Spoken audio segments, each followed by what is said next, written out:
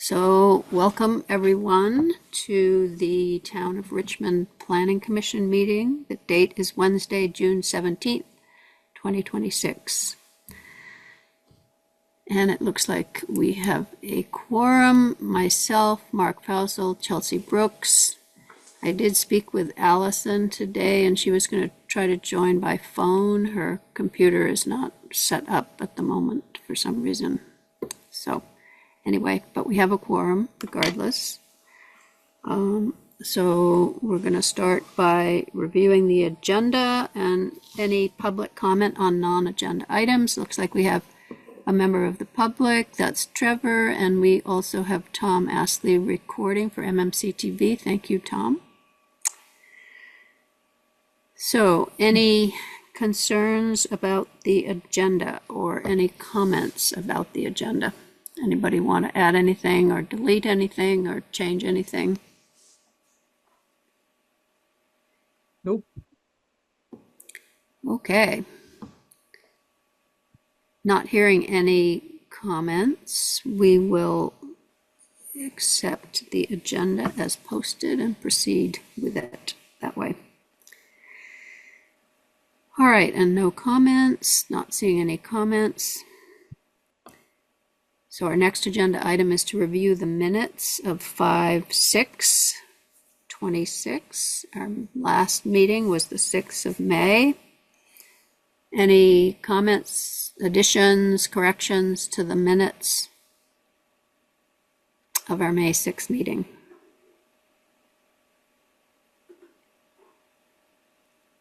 Yep. Okay, not hearing any changes. We will accept those minutes and post them in the record as accepted. And we're going to go to our organizational meeting. I don't know if Mark and Chelsea, if you could turn on your video, that might be nice. We could all look at each other at least, even though we're not meeting together in person. If you're eating or something, that's fine. Don't do it. But I think it makes for a slightly more personal meeting if we can see each other. Hi, everyone.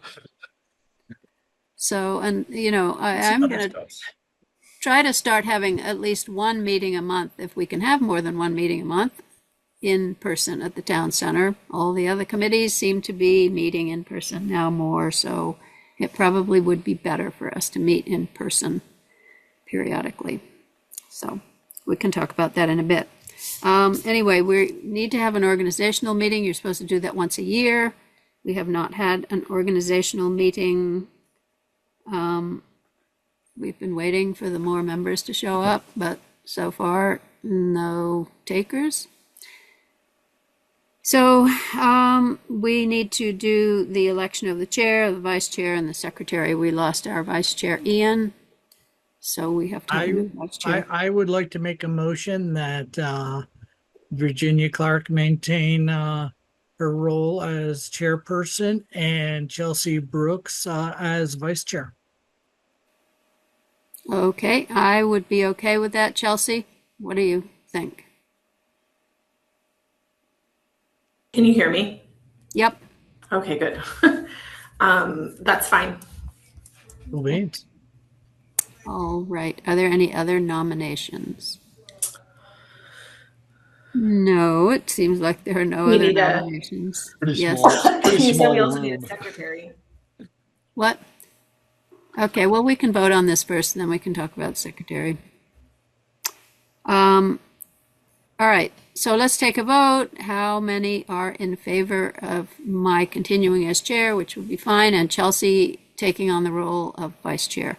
All in favor should raise your hand or say aye. Aye. Yeah, okay, that's good. We got that. It's a formality, but, you know, gonna do it. Secretary, I'm fine with doing the minutes and sending out any correspondence. So if anybody else would like that job, that would be fine. Otherwise, we can continue as is. Okay. Sounds good. All right. So I don't know that we have to vote on that, but we can continue as we are. All right, then the other thing we're supposed to do is to sign the annually, we're supposed to sign the ethics review. You all got that? I'm sure you both have signed the initial one, right? Previously, Mark, Chelsea, you signed it once? I've actually signed it twice. For the last 17 years. Yep. Right. Well, so this is the new one, the state one. Anyway, if you can just I haven't go. seen that. Was that emailed to us? Yes. No, I've done both twice. I think Duncan has it on like, yeah. It's there's under two boards. different things. It's under boards and committees. If you go to boards and committees and go to for all committees, then the information is there and the forms that you're supposed to sign. And you don't have to look every third year. You have to look at the video apparently and sign that you've seen the video, but hopefully nobody's on that program. I mean, because the video only came out last year. Yep. So we must have all done it last year and seen the video. I remember having trouble getting to the video, but I did in the end was able to say that I watched the video. So hopefully nobody needs to do that. You just need to sign the forms. So we have to print this out, scan it, and send it back in? Well, whatever it says on the page, Mark, I forget exactly what it says. I think I did it all digitally. Chelsea, did you do it digitally or did Yes.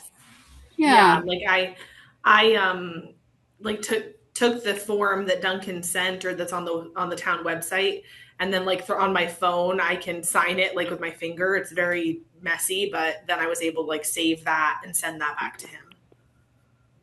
And I think I just typed in my name on the signature line. I don't know if that. It is kind of no fuss, no muss. It really is. Yeah. It's not difficult. So just do that online. It's supposed to be done, I think, by August of every year. So, all right. So that's good. Or just a reminder about that. And then I made up and put on the meeting materials just a review list of proposed work. The first thing that we want to do is try to, get this stormwater thing beaten into shape. The other things, if you want to post that list, Keith.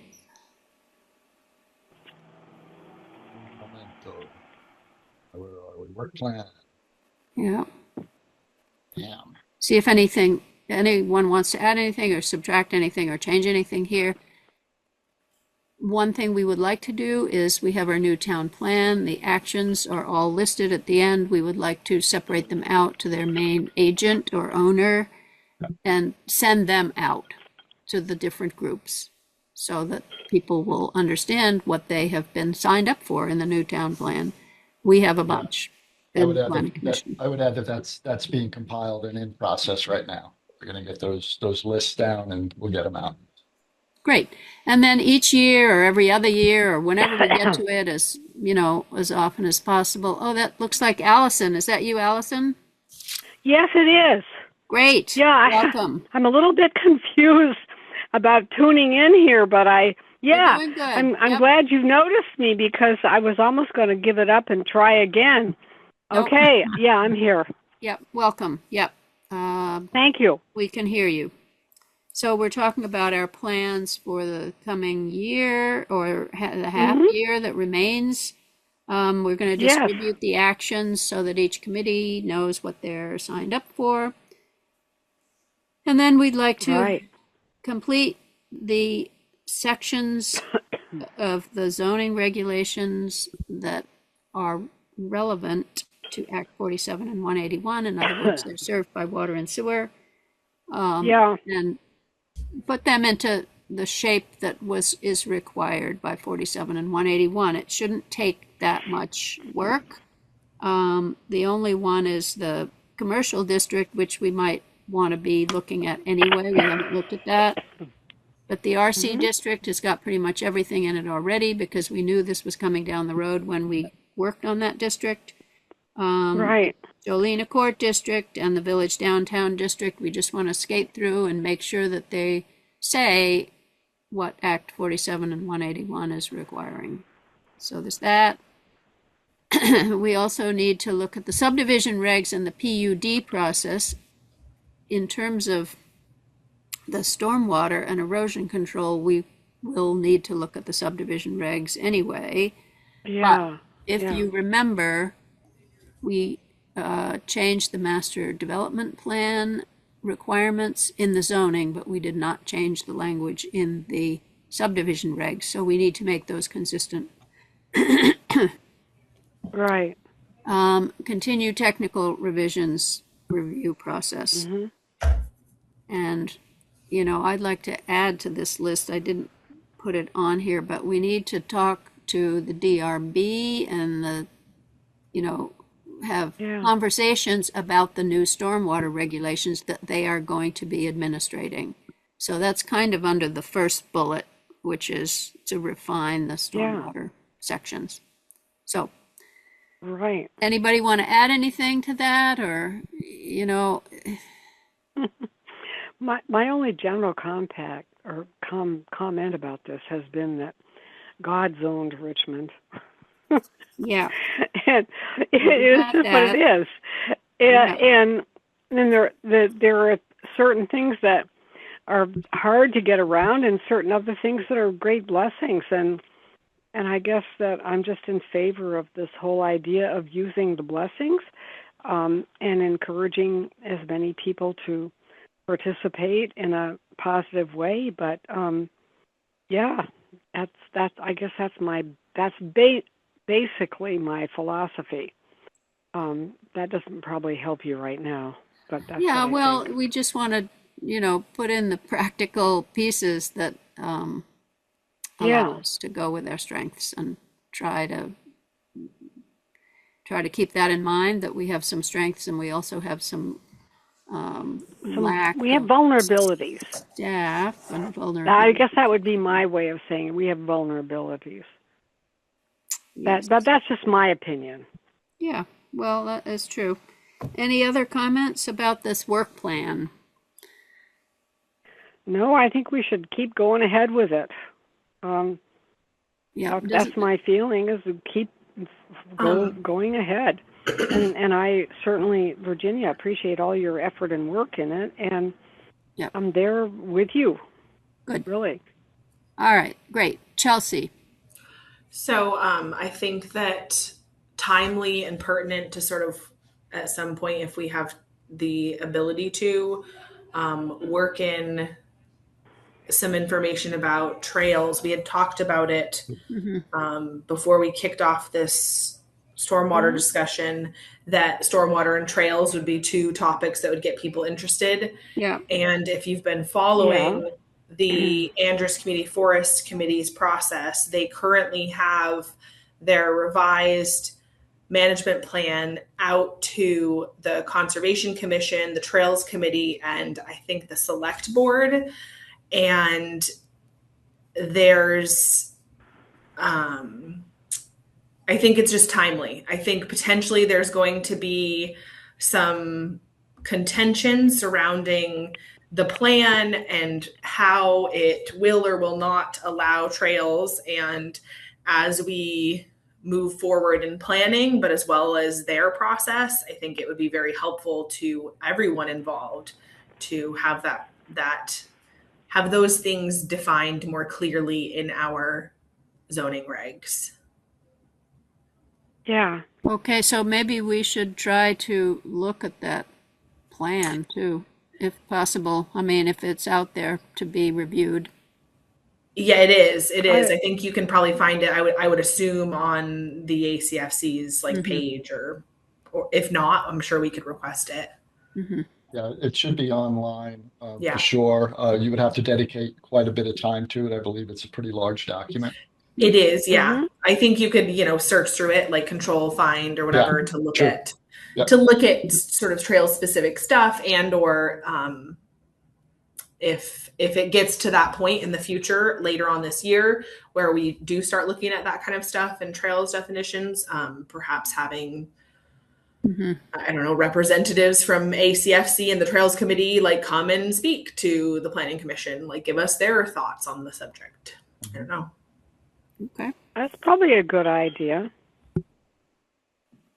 Just throwing that out there. I guess if I could be permitted to state my basic concern as somebody who's lived in this community for well more than half a century and who cares profoundly about it, is that I think that Richmond is quite unique. We are, on one side of us, we have the metropolitan area of the towns around us, and on the other side we have the rural area. And trying to identify what belongs where or for what reason. For me, owning the particular property that I own, which was formerly the Bates Farm, it's a real challenge. Mm-hmm. And yet, at the same time, there are certain things that, once you change them, you can't put them back. But once you realize how important they are, that's another thing too. Mm-hmm. And I think there's a very delicate balance between being able to make a good living, have the land work for you, and do good things for the community, and at the same time not destroy its wonderful connection to the historic wilderness. Mm. Yeah, well, and I think that'll especially come into play when we talk about the AR district, which will hopefully be on our list. Yes. So I'm not sure that the rate we're going will get there this year, but anyway, when we get to that, then we will, certainly be wary of that and mindful. Right. You can count me in as a loud spokesman with great, sentimental history.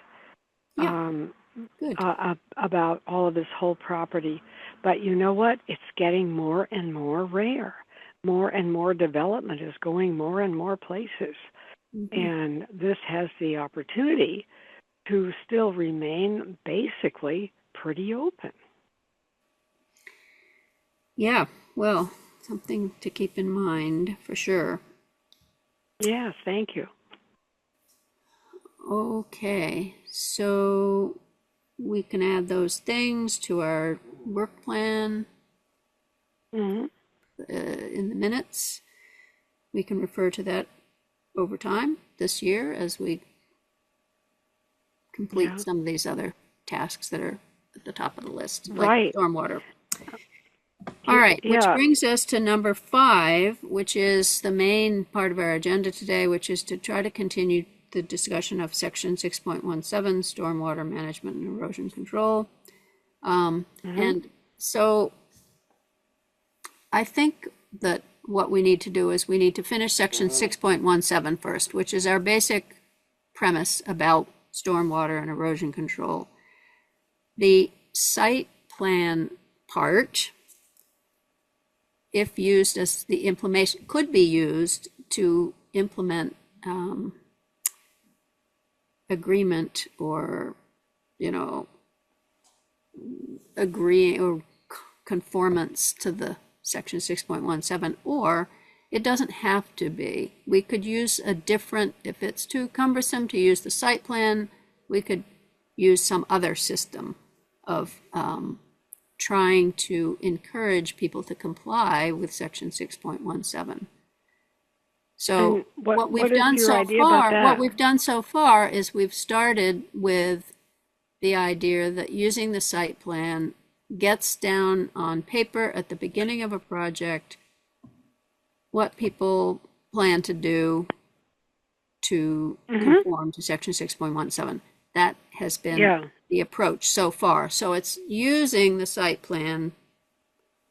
If this is getting too complicated to also work on the site plan besides have section 6.17, then we can at some point consider that we don't need to use the site plan. We can have some different system. We can have a separate plan. We can just rely on the section 6.17 being in the zoning, that you just have to agree to it. Do you have to do what it says?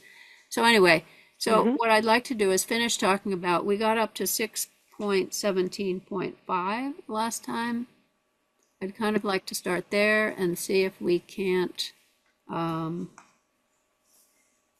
have a discussion about the rest of the document, so that at least we have the Planning Commission all on the same page.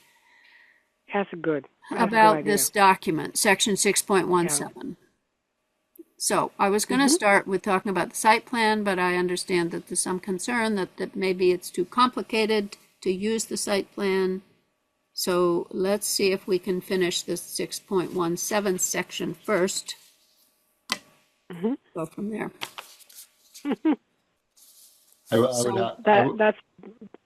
Go ahead. Yeah, I would add one other thing to what Virginia's saying, is we do want to get the section 5.5 in front of DRB for comment, because they're the ones that are doing the heavy lifting if we are to accept this for the major site plans. So that's something that Virginia and I discussed today, and we felt that was pretty important. And I have done some outreach to get us on an agenda for them. Also potentially to have the town attorney come in and talk about critical permit conditions that we've promulgated recently too. So, which is just kind of a separate good idea, topic. Yeah. But yeah, and we have given these documents. Dante has made some comments, some of which, the grammar and stuff I've incorporated into another draft beyond the one that you're looking at. There are some comments that are more substantive that we should talk about. So anyway, anybody have any questions about that, about what we did last week? I did change this draft to reflect the comments that were made at the last meeting. For instance, about the dig safe. I think I got rid of the dig safe. I was hoping. Yeah, you did. The dig safe. That we are just, it's not our problem. So, yeah, Chelsea. So I just have, I guess, a couple of questions trying to follow along here. When you publish another draft, like this one that I'm currently looking at and have reviewed, this says, draft number 7/6/10/26, how is there any way to see what was changed or the tracking? Because I can't, I'm having a hard time sort of following where things have been changed and what to focus on. Just starting off and reading the first section, some of the language in it, I was like, I don't recognize that language. It's not like anything necessarily substantive, but I'm just like, it's confusing to follow and keep track of what it is the present and current focus. Yeah, well, I try to do a red line copy, a track changes copy for substantive things. If it's not substantive, then I am counting on you reading it. I could make an exact track change copy of everything that is changed. I know that we've had that request before. It's a little cumbersome, but maybe instead of trying, because I hate track changes too. I absolutely despise them. I work a lot in Word documents. Would it be possible to save versions? They're all saved. I know they're sort of exist in previous meeting notes. Yeah, so they would all be in the previous meeting notes. The plan that I updated with the date, basically the updated date just means that I have looked at it relative to this meeting, and this is the right version that I want us to be focused on. Okay. Mostly the documents are the same as the previous one unless there are some track changes on it. So the document that was published under 526 is basically the same document as the one that I updated to 610. Okay. And that has the changes as track changes on it. So, you know, I mean, I will try to do that better if you all want the little changes to be tracked. So it's just, you know, we make such slow progress anyway that it's. Yeah, no, I was just trying to sort of get clarity on sort of what we focus on and look at. Okay. Virginia, you deserve a medal for what you have already done. Yeah, well, let me just say that. Thanks, Allison, really, for your support. But I would like to do it the way people want it to be done, and you know, I know that track changes is important. It's so, for instance, the 526 version in 6.17.2.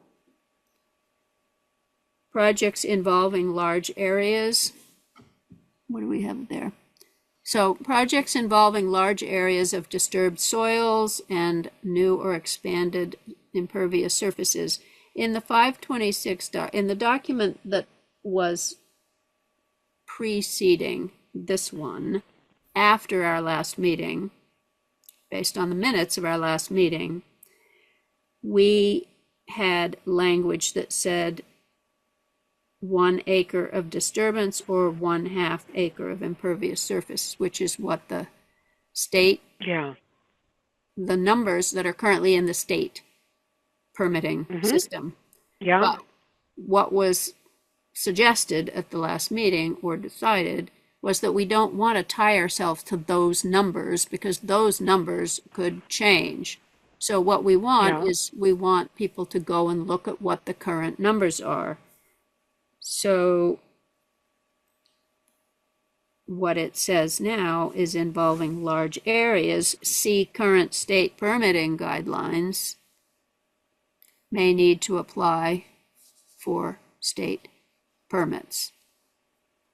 So, you know, Chelsea, you probably would have preferred if you had that other language there that you could see that we took out the 1 acre. But anyway. So I'm hoping you will read what is currently in there and think that that's the appropriate thing to be in there. Anyway, for you, I will try to change it better with the track changes. Also, on 6.17.2, we do say if any of the thresholds discussed above are triggered, this is the same language as the previous one, the applicant shall submit a site plan. So if we end up not using the site plan system, then that would have to be changed. So, all right. Has there been any complaint about the site plan system? No. No. Keith thought it was a little complicated, but anyway. No, I think that's, I think we'll personally, I think that's very valid. I just wanted to know if you'd had any trouble there. Yeah, just trying to understand if that's necessary for this process. So you can think about that. Just think about that. If it's necessary, are we doing more work than we actually need to be doing by changing the site plan system currently, which we will talk about in a bit when we get to that, when we get through the 6.17.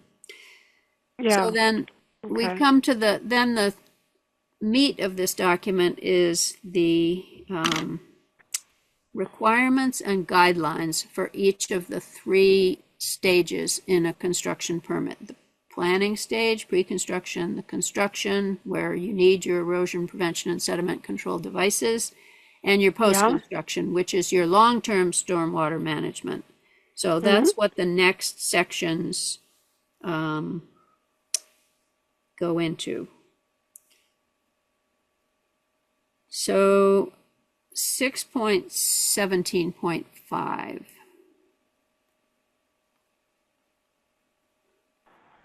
For all proposed construction sites, per 6.17.2, zoning applications shall include plans for control erosion and sources of sedimentation during construction, to protect existing natural site features that aid in stormwater management for the completed project, and to provide new stormwater management features where needed.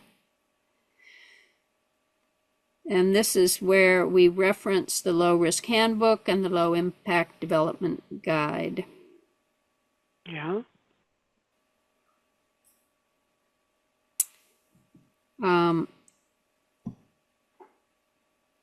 So I took out the language that says a site plan accompanying the application for a zoning permit shall depict the methods proposed to satisfy it. Yeah. Information about the preparation of a site plan is found in 5.5. That did not seem to be necessary to repeat that, because we now come down to the requirements, which say provide a site plan. Mm-hmm. So this is where we're going to decide if the site plan system is what we want to require. Do we want to require people, small projects and big projects, to have a site plan that describes their methods? And the point of that is to have it written down before a project is started, to know that the applicants have looked at section 6.17 and have taken it in and are prepared to do what is needed, and that we have now a record of what they've agreed that they're going to do, that we can compare later if there's some kind of enforcement that's necessary. Well, I think that's important, Virginia. I think that's very important, because people need to understand what they're doing, getting into, and what probable issues they could encounter, and not discover this too late. And when things are discovered too late, they end up being problems. Yeah, well, we don't want any surprises. We don't want people not to know what they're supposed to be doing, and we would like it not to become, we don't have enforcement really much. We don't have the staff to do a complete enforcement job, so this was in aid of that. And so each section, pre-construction, is divided into requirements and guidelines, because we can't require everything to be done. We only want people to be aware of what they could do to satisfy the requirements. Yeah. So we've set up this major and minor site plan system so that there can be smaller projects, or ones that don't have to be reviewed by the DRB, but that are still required to understand section 6.17. The zoning administrator's department will help with that. Yeah. We did okay, if you scroll further along, Keith. So under number 2, we had originally said state permits shall be obtained before the commencement of land disturbance. But we aren't requiring, we can't or don't want to require that the state permits, this is another one of the applicant's responsibility, is to get state permits if they need it, not necessarily the town's permits. We are required to tell them about them. So what we have said is we will assist in the use of the permit navigator and A&R atlas as needed, removing the requirement that they must have the permit navigator form I know, Chelsea, you had brought up the point that it helps people to know if the permit navigator form has been submitted. So that's a question that I don't know, we need to make a decision about that. Do we want to just say that if needed, the permit navigator will be utilized? And right now, I guess they're mostly using the permit navigator. Is that right, Keith? That is correct. And it can be submitted and attached. So the question is, do we want to require that, and do we want to list that as a requirement? I personally see no reason not to require it. It's free. It takes about 3 minutes to fill it out, and it's just another informational piece. So I certainly don't think of anything we are going to ask of people in this process that is in any way burdensome. Mm-hmm. That sounds sensible to me. Okay, so Chelsea, how would you like to say that in this section?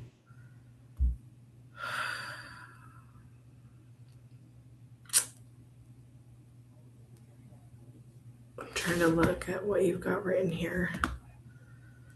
I mean, so these are requirements. So I think I would probably break it up into 3 different items, and like one of them be the first that you've got written, and then the second that you have written, maybe have that second one focused on locating the natural resource information that shall be included on the site plan. And that one would lean into the atlas. So something like how you've got written, utilize Agency of Natural Resources tools, such as the ANR Atlas and BioFinder, to locate natural resource information that shall be included on the site plan per whatever the site plan section is. Like things that are required to be included on the site plan, find them using this tool. You could still say planning and zoning staff, may be available to assist. I don't think we should commit to that, quite frankly, because I don't know, what if they're not?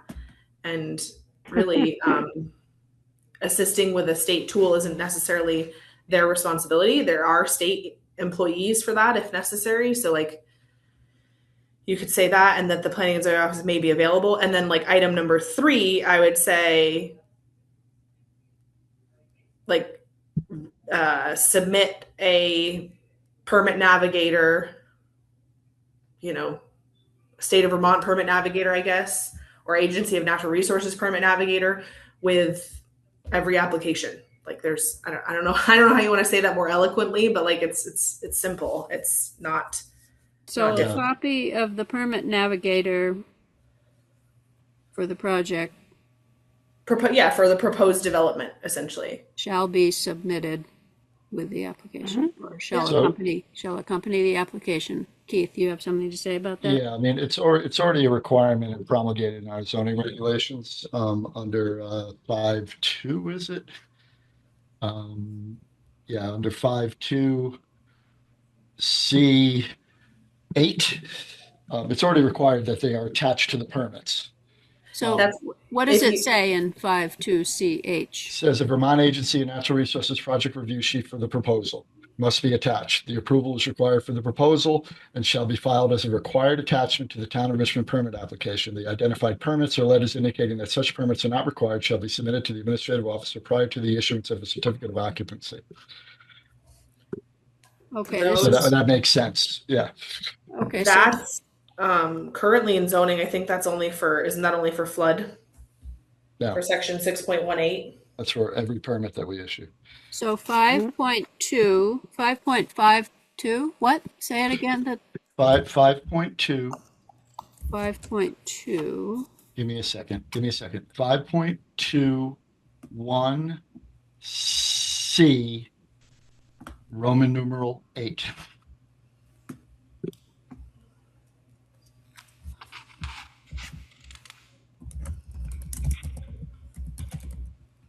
Now the verbiage has to change with that because we want to add the atlas and the BioFinder. Yeah. Okay, so this is This refers to all applications All for permits. any kind of zoning permit? Yep. Now, obviously, it's not obvious to everybody, but if you have an application going to the DRB, it would be part of that application process and would follow through to the permitting phase. 5.21 Let's see. 8, C. It's the very last under C. C8. Yeah, so that's the section I was thinking of. Read up above in item number 6. These are meant to be broken out, and item number 7 and 8 are meant only for the flood hazard overlay district. So do you see how in item VI it says VII? That's supposed to be dropped down below VI, and it reads for an application in which any portion of the parcel is within the flood hazard overlay district, the following additional information must be provided per section 6.8. And then it goes on to list item 7 and item 8, which are the things that you're talking about. So technically, I mean, your office may have been requiring this, but it is not technically required per our zoning regs. This is just a typo. For it is required for the FHOD, but yeah, no, you're right. You're right. So if ever we were challenged on that, we would not have a leg to stand on. Other than other information that the zoning officer requires. Yes. Yeah. So, but that would have to be explicitly, I think, communicated that has been required as additional information. I do not stand on any monument of strength without any other information that the zoning officer requires. I'd much rather have it promulgated and so what I have categorized in my notes is that VIII should become VI, just another one in the list, like the location of the house, etc. And then the last item, VIII, is for an application which any portion is in the flood hazard zone. Then the VII information is there as the last item. Would that do it for you? Yeah, I think that's what makes it correct. Putting a marker and reminding us of that is huge, because it's just another indication of how inadequate these zoning regs are. Yeah, because we did talk about this before and decided that it was not correct the way it was. Part of our technical review, I believe. I think it's listed in that, come to think of it. But regardless. Yeah. Did we get to section 5.2? Yeah, I got through section 5 on the technical. That's where I stopped. It was at 5. All right. Okay, so we need to make sure that we keep track of that. And a Vermont Agency of Natural Resources project review sheet is the same as the permit navigator, or? Yeah, because this is old.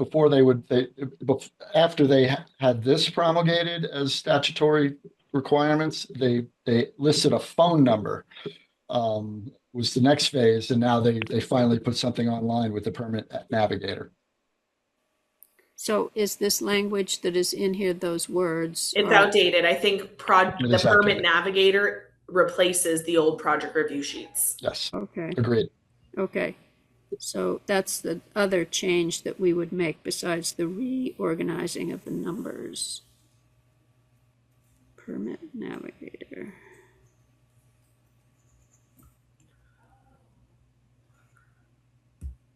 And, I mean, we could still have it in 6.17 just as a reminder to do that. Yeah. In case people don't look at section 5.2. That's a good idea. A copy of the permit navigator will be attached to any application for a zoning permit.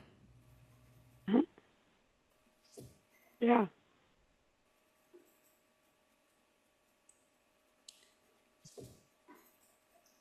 So those are the only actual requirements in the planning phase that we have down there. Are there any other requirements that people would like to have in the planning, the pre-construction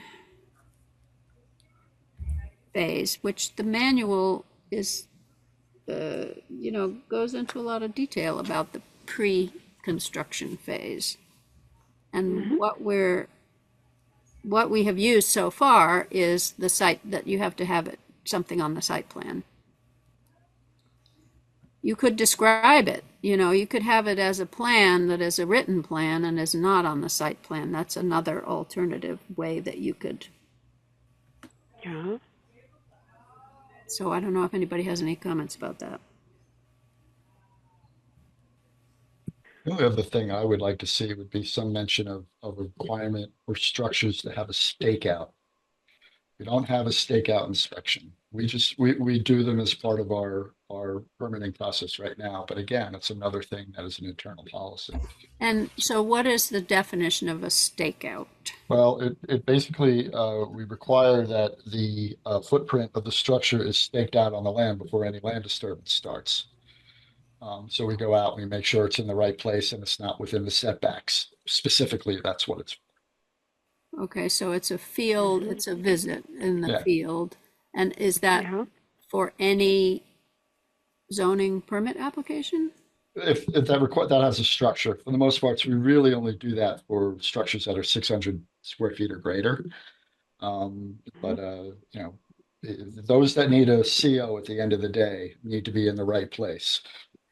Okay, And it's so that 600 square feet that triggers the CO. would you suggest that we write as number 4 for a pre-planning requirement for any project? And I don't think the structure is proposed of 600 square feet or more, a field visit by the zoning and planning office will be utilized. I think that's fine. I mean, that would promulgate it for us for sure. And I think that's a good idea too. Okay. I support that. For any proposed structure of 600 square feet or greater, a stakeout, which we will have to define. We can add it to our list of definitions.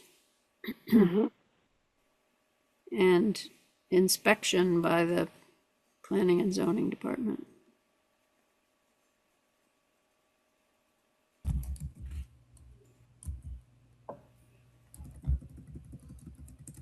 So, Virginia, is this applicable to the whole state or just our area of the state? This is a municipal regulation. It's just a town regulation. Okay, I was just asking. Sorry. All towns, our neighboring towns, all have stormwater and erosion control. Yeah.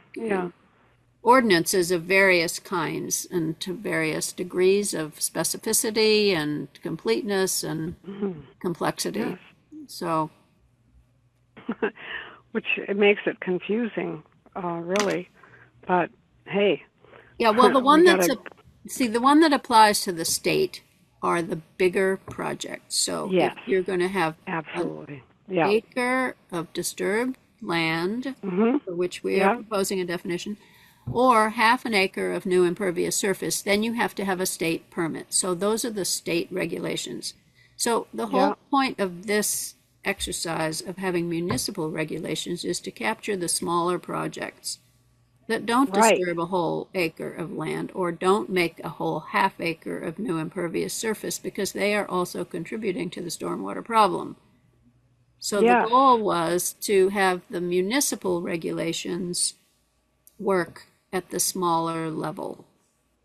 And what we've said up above is that any project that disturbs 600 square feet or more of land, or creates 600 square feet or more of new impervious surface, or occurs on slopes of 15% or greater, those are the projects that will be covered by these regulations, not just the big projects. Once you get to the bigger projects, then you do have to get the state permits. And the DRB Right. is usually involved. And the DRB will definitely yeah. be involved. Some of the more small projects, like a single family home, the DRB may not be involved. Duplexes, multifamily housing. Right. Now, The vast majority of our permits are issued administratively. We're not capturing any of this stuff. yeah. And, the idea is that the amount of runoff from the small projects, which many of which occur without DRB review, that all adds up. So it does. It's It not totally does. since we have greater density, we don't have as much land available for infill of this water. Yep. We have to take into consideration these smaller projects that are all going to add up to a significant amount of water. So, Right. okay, good. so we will rewrite that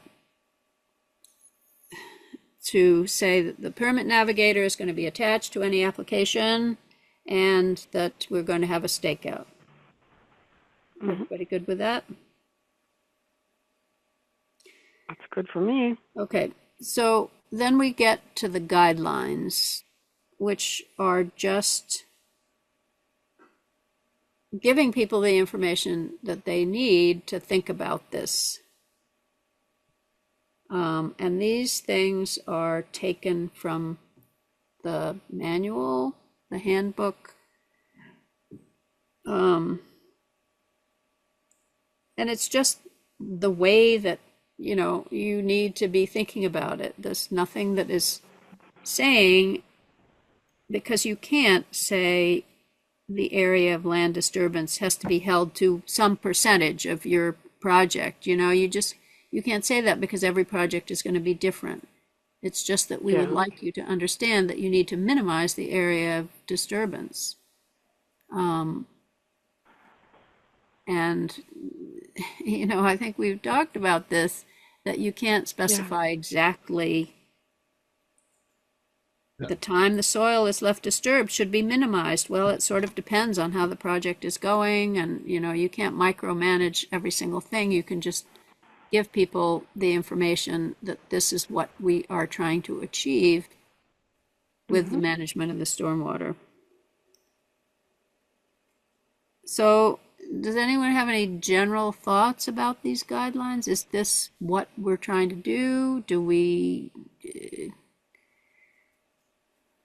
or is there any way we can do it differently? So, hold on one second. I think it's a place to begin, and I think that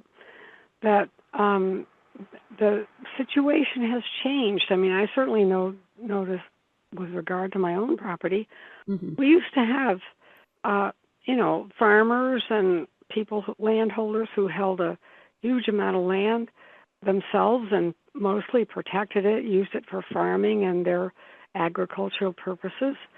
And the urban or semi-urban culture has kind of spread this way and created a totally different situation. So I think what you're doing is great, Virginia. I applaud it. Okay, Chelsea, did you have a comment about this too? Thank you, Allison. Yeah, sorry. Hello. So what I was going to say is that I guess historically have struggled reviewing this without sort of simultaneously looking back to this site plan concept because, and I'll explain what I mean, because this essentially, if we just sort of have it at the pre-construction, hold on.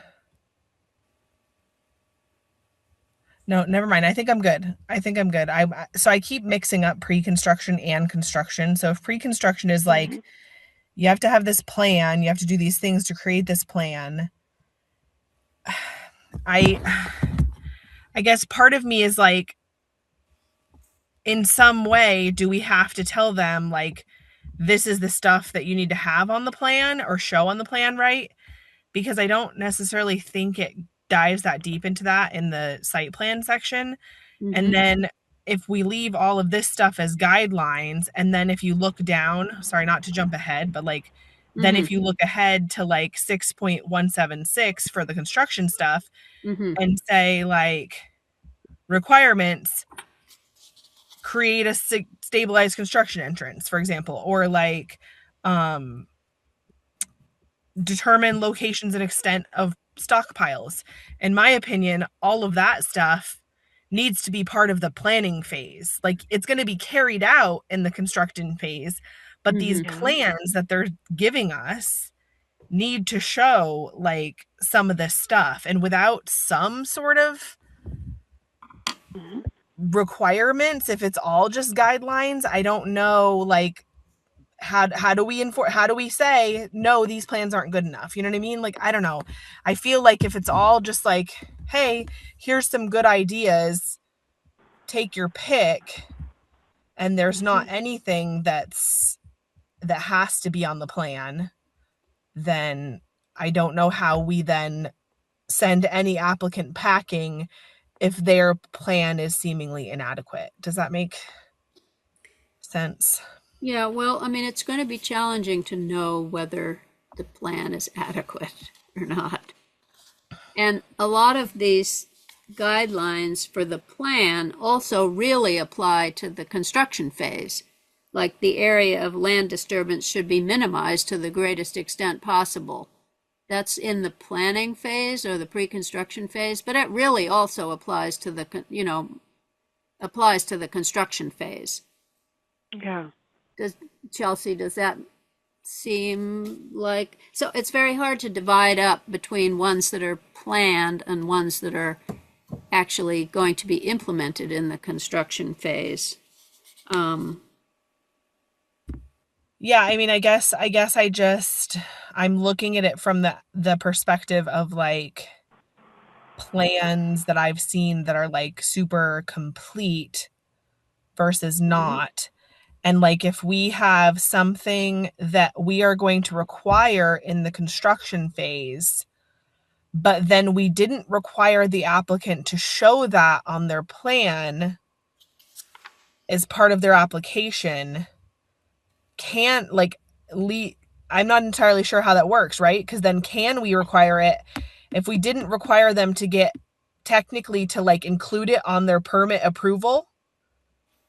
They didn't have to include it on their plan to receive their permit approval. Therefore, it was never part of the permit record. But then we jump ahead a step and require something in the construction phase that was never required to be shown or detailed in the planning phase. Can we do that? Like, can it be retroactively enforced? I don't think so. No, we can't. I agree. So I think that is why the language is saying if necessary. And if necessary would be referring back to the plan. Because you might not necessarily have to have a stabilized construction entrance or stockpiles or anything along those lines. But no, you're right, Chelsea. If we put the stamp on it and we send it out the door, that's the plan. You can't say, hey, you need to do more. I mean, that's no. Yeah, so I guess that's where I was kind of leaning, not necessarily saying we have to say you need a stabilized construction entrance, but like in the planning phase under requirements, or maybe this ends up popping over to this, if we then lean into site plan stuff, this would be included, I think, in the site plan section of like, these are the things that need to be shown on your plan if they are applicable to your situation, I guess. And like certain things we will want on all plans for all situations. There will be no ifs, ands, or buts. Like I don't. So I guess that's where I was talking about, where it's like difficult for me to sort of think about this between the two documents, because in my mind, I look at this planning section, this pre-construction section, and think like, oh, this to me feels like it's missing things. But I guess if they're going to be included in the site plan, then we can kind of move on, and I'll circle back later.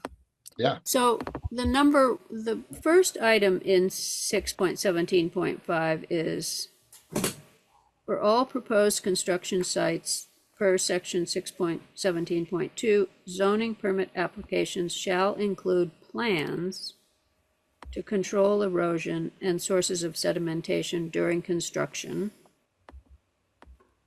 to protect the existing natural features that aid in the stormwater management, and to provide new stormwater management features where needed. I mean, that is like the complete requirement of what is needed. Now, maybe we don't need anything else, or maybe that needs, you know, I mean, what are we going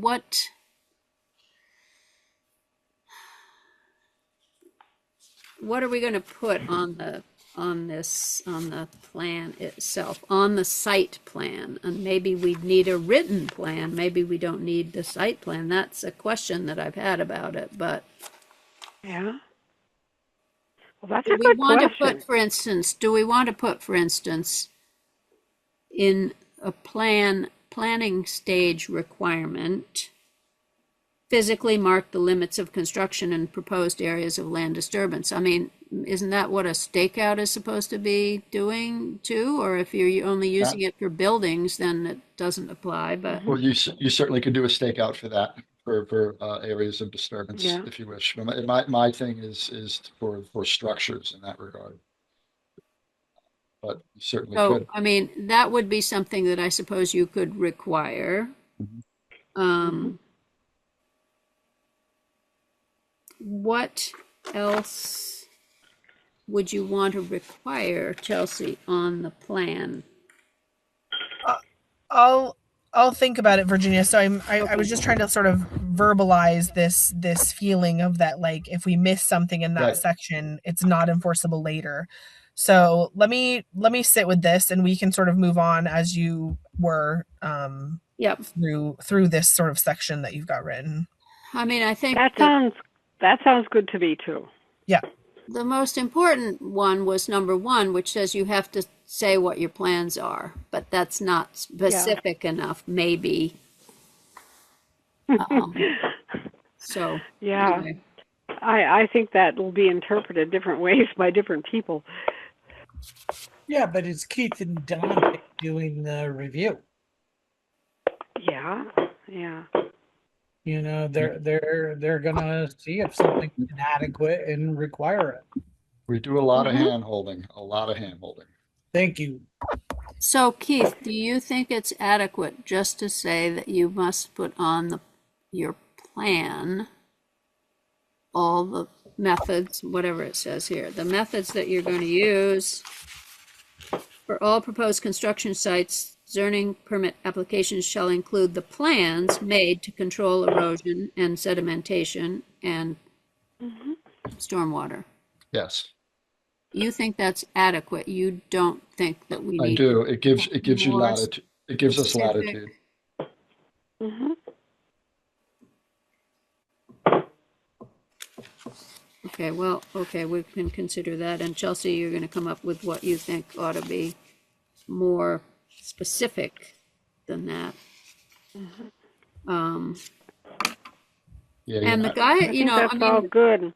the question No, about the I- guidelines is whether we need, you know, the guidelines are all in the manual and the low impact. That's where the guidelines are. But we put them in just to remind people that this is what we're talking about in case they just don't go and look in those books, especially if it's, you know, I don't know if they're necessary or not. It certainly lengthens the document to put those guidelines all in here. Well, I also think it's possible that people in good faith that own some land might have some ideas of something like they'd like to do without having a particularly good perception of how that affects everybody around them. So And putting these plans, and I'm not trying to insult anybody. I'm just saying that, you know, when you're focused on something that's important to you, you might not understand the bigger situation, and this would just articulate, the bigger situation. That's all. Mm-hmm. Yeah. Okay. It's just a thought. Yeah. Okay. Well, let's consider that anyway. All right. So that is supposed to be the pre-construction phase. The construction phase is where you actually need to do these things. And there are a lot of requirements in the construction phase. So physically mark the limits of construction in the proposed area of land disturbance. I mean, that could have been accomplished in the stakeout, I suppose, in the planning phase. Not really. You're going to physically go out in the field and do it. Okay. And you're only in the stakeout, you're marking like the setbacks or something.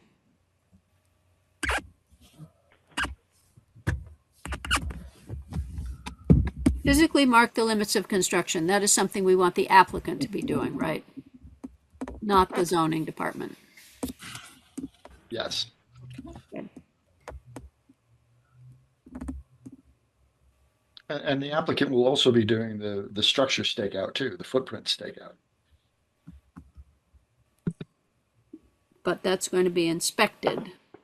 Right, before there's any land disturbance. Before there's any land disturbance. So now we're in the construction phase. Okay, show us the limits that you're doing. Get that stabilized construction entrance in if necessary, yada, yada, yada. I think having that as the first requirement is huge.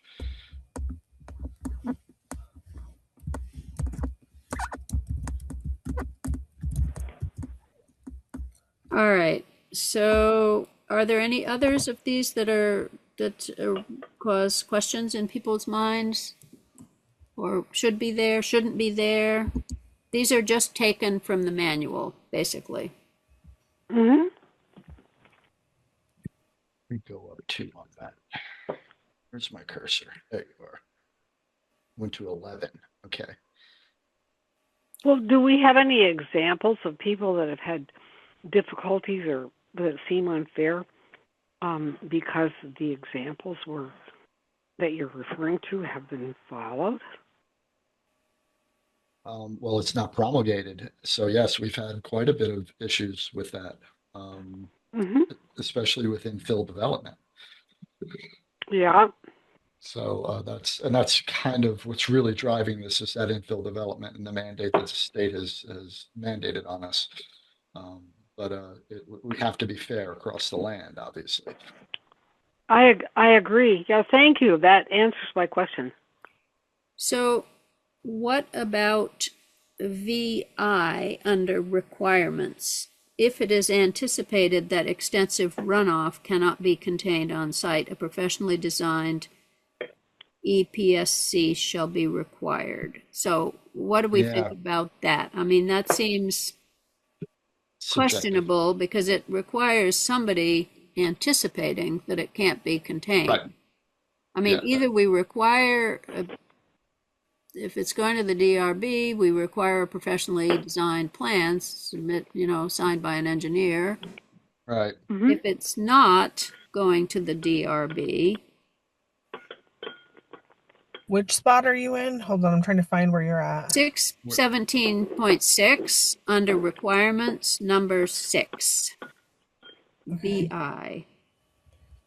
Sorry, but yeah, I was reading something else when you jumped to there. I just wanted to point out, what the heck is this?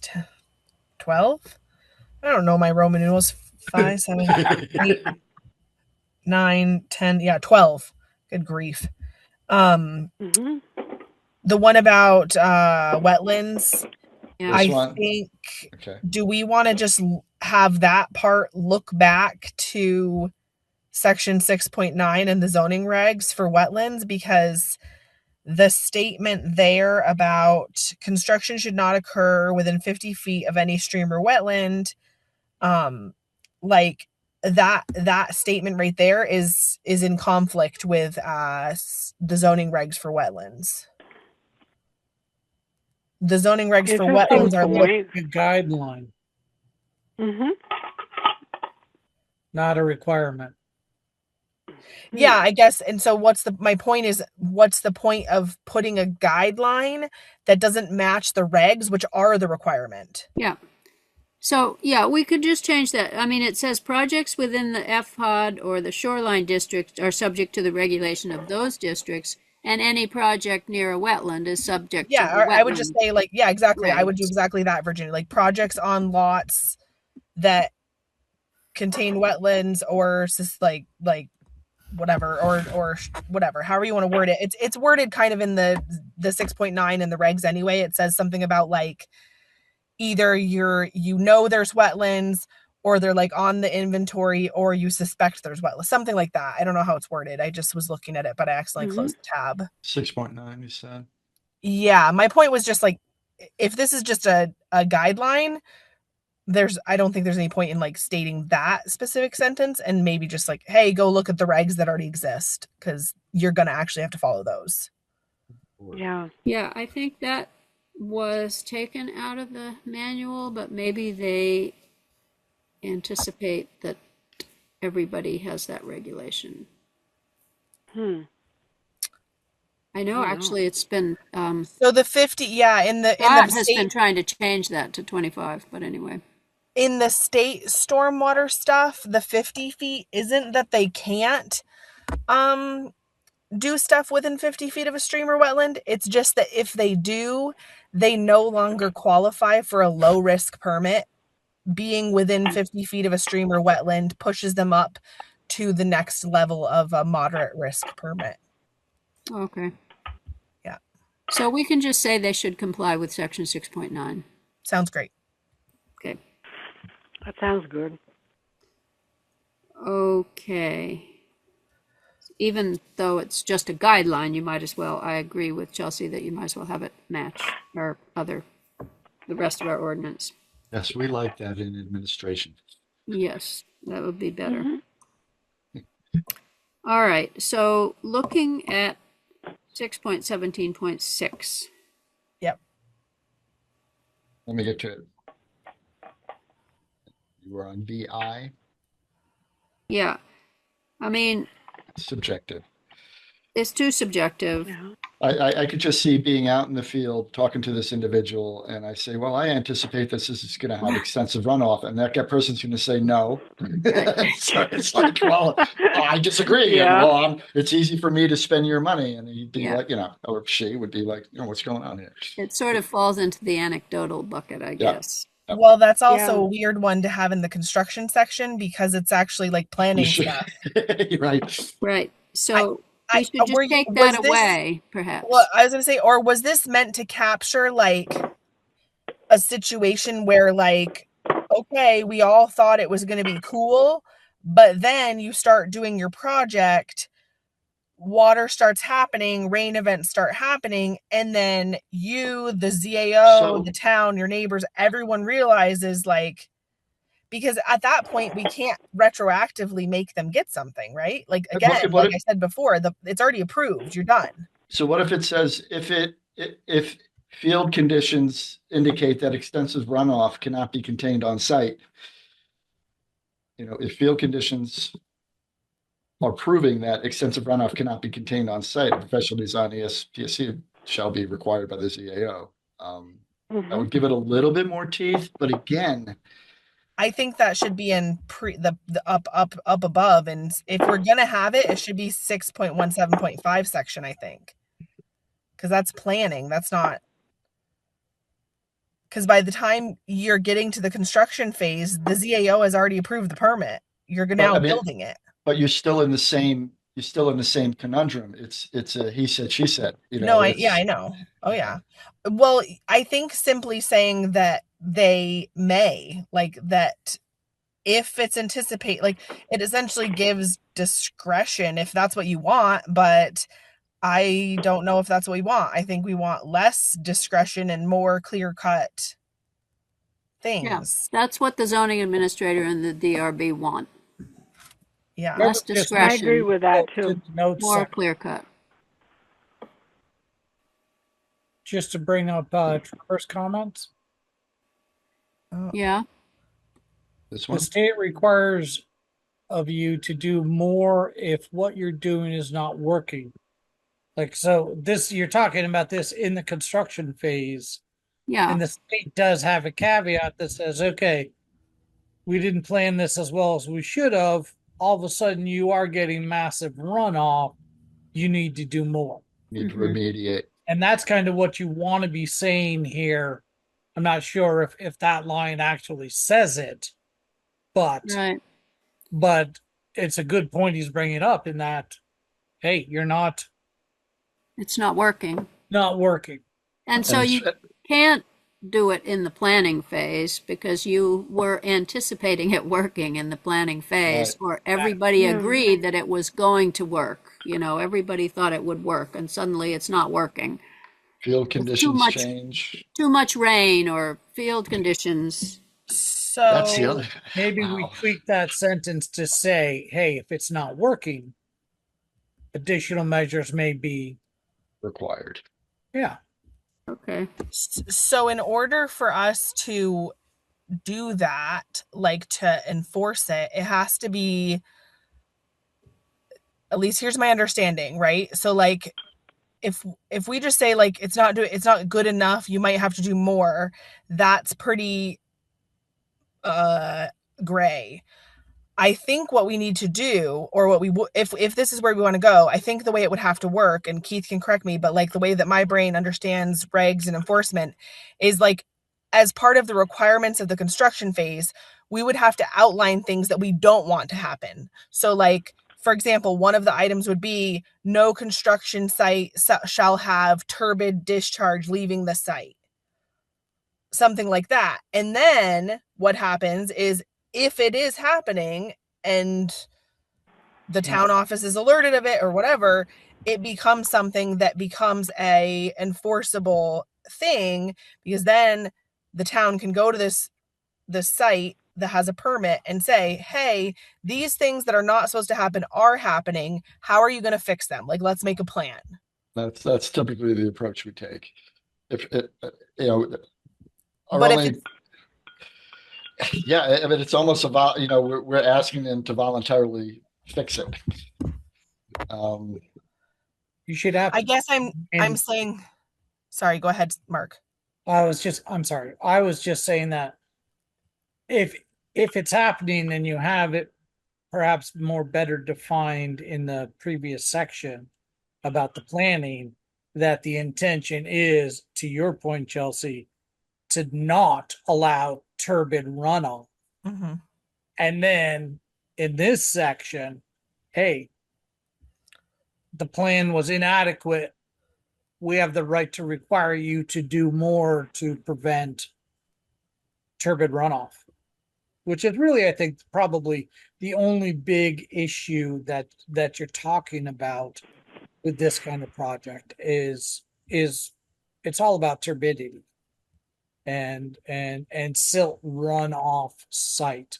Yes, during the construction, you might have a little bit more rainwater, for whatever reason. You've got construction, you've got hills that are causing more water, dirt piles that are causing more runoff at that one moment. Is that bad thing? Yeah, it's temporary, it's during construction, things are going to happen. It But happens.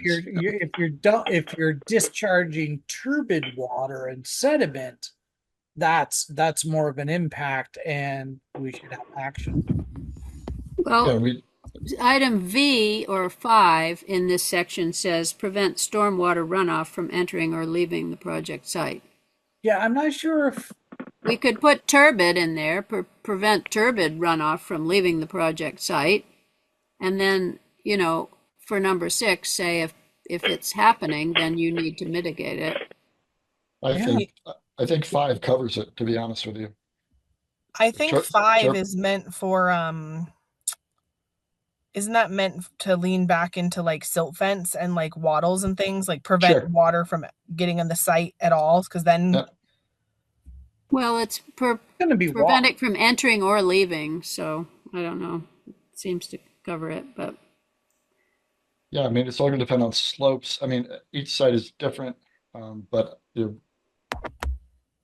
oh, I mean, when you're talking during the construction phase, the only damage that's really going to happen. I mean, you can have a fluke where there's additional water runoff, and that might be a thing, but you're going to have water runoff in a number of different circumstances permanently. But during this construction phase, you're really trying to control sediment. okay. Sediment's So measured in turbidity. if we put turbid runoff Yeah, I from think leaving the project site, prevent stormwater. I mean, I think the handbook was talking about not letting water run down the hill onto the site, and also not having water, maybe turbid water, leaving the site is, honestly, the second is the only one that matters. Who cares if it runs into the site? well, if it Well, runs into the site, you're more likely to have it run out of the site. right, the Hey, manual, if their site gets muddy for a little while, that's something they have to deal with. You know, who cares about water running into the site? Water running out of the site with sediment is everyone's concern. yeah, well, the manual does deal with it and says you're not supposed to have it, but, so, I don't know. Yeah, I think the concept is See that your the more point. water that runs into the site, the more that's going to run off. Right. That makes sense. Preventing the water from getting to the site is just like essentially like it's just uphill diversion.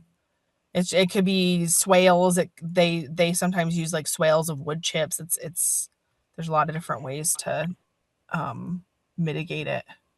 Yeah, Mhm. the sizes we're talking about of development are, they're not as big as the state reg 1 acre disturbed soil spaces where, yeah, that can be more of a concern. I mean, we're looking at the rinky dinky little medium sized stuff, and do we care? We care about not discharging sediment to streams. That's what we care about. Yeah. I mean, but these, correct me if I'm wrong, these regs will still apply to a 1 acre site. Mm-hmm. These are the municipal, to get their municipal permit, they have to agree to these regs. But I mean, we could put that as a guideline, prevent water from entering the site as a guideline, to the best extent practicable. and Sure. prevent the turbid from leaving the site as a requirement. Yes. That's the plan. I think that makes sense. All right. Yeah. That sounds good. Okay. All right. What about other ones in here?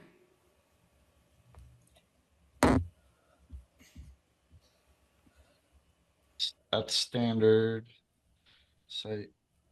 That's just telling you to go to the winter rules. Yeah, and we want that for small projects as well as large projects, don't we? Winter rules, wouldn't I we? think so. Mm-hmm. Yeah.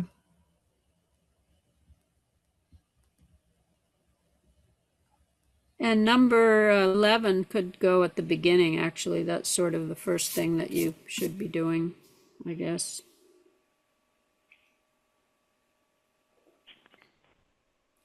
All right, so everybody's okay with the rest of those? I And think so. guidelines are just things to think about.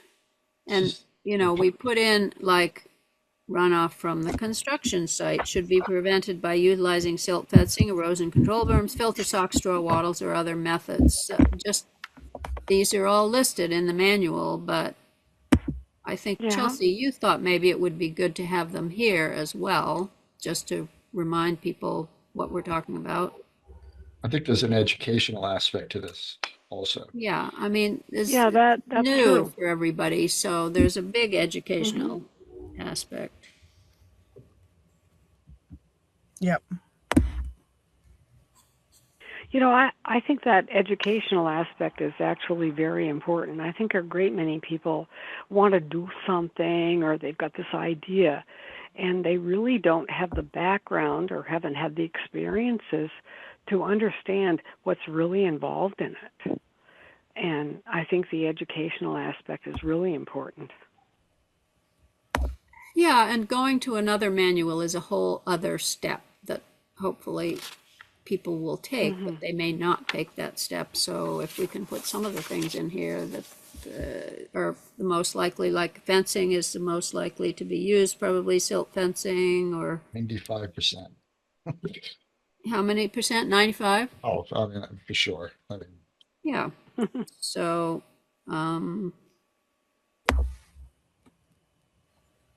so anyway, they're just some suggestions as to how to accomplish it. All right, any more comments about that, or can we go to 6.17.7? And, so I guess one problem for me is that I've been using the term stormwater to talk about long-term management, but obviously the term stormwater can be short-term erosion and sedimentation as well. So maybe we should always put long-term next to stormwater when we're talking about the low-impact development techniques.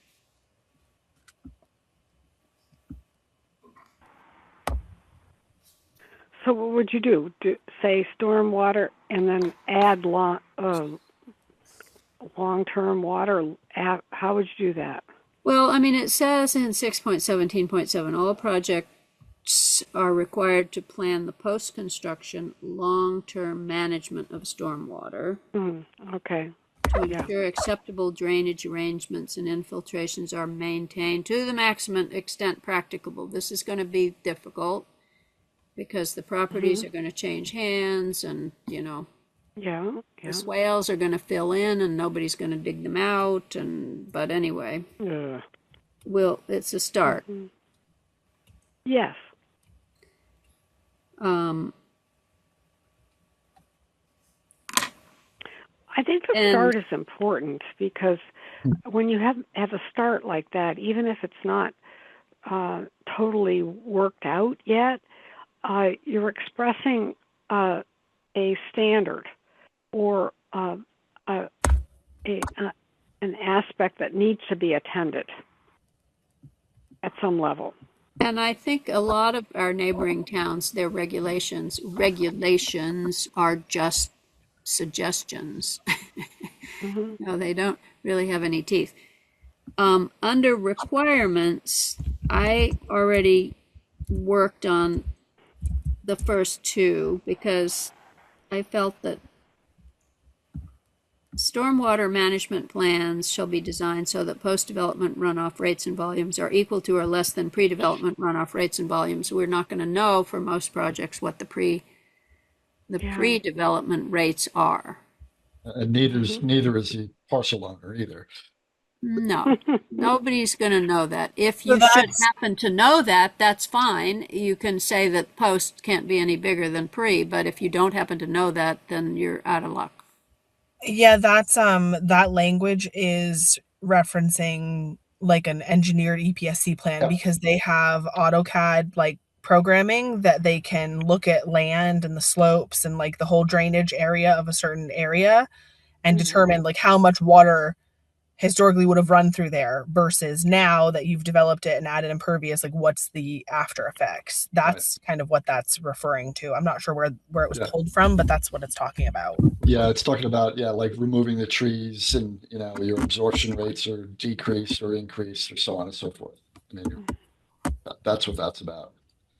So I would suggest that we add, if it's known, if the pre-development phase is known, which, so an engineer could read this and it's a big project, it's going to the DRB, and he could know it.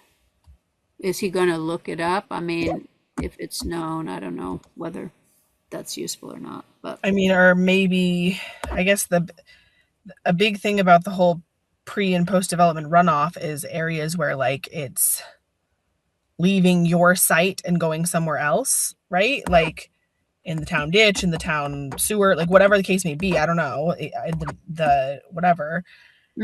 Rather than looking at this as like pre to post development, because how do you know either, or how do you compare it?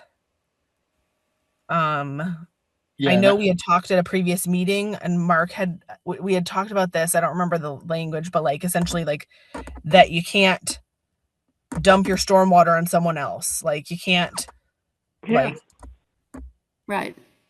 No stormwater in my backyard type thing. Like, so like maybe instead of like that they have to match pre-development, maybe it's instead language that says something like all stormwater management practices shall be designed so that